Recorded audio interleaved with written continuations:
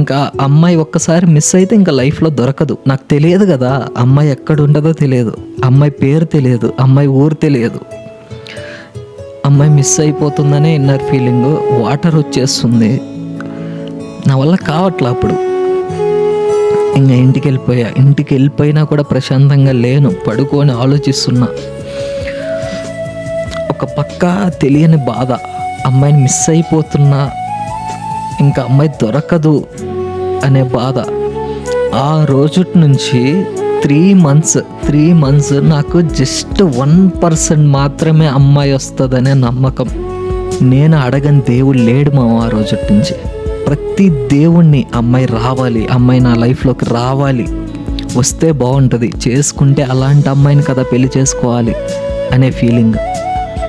ప్రతి దేవుణ్ణి అడుక్కున్నా వస్తే బాగుండని చెప్పేసి. ఆ రోజు నుంచి స్టార్ట్ చేసామా రీల్స్. అట్లీస్ట్ నేను చేసే వీడియోస్ అయినా అమ్మాయి దగ్గరికి రీచ్ అవుతాయేమో, అమ్మాయి చూస్తుందేమో అని చెప్పి ఆ రోజు నుంచి స్టార్ట్ చేశా.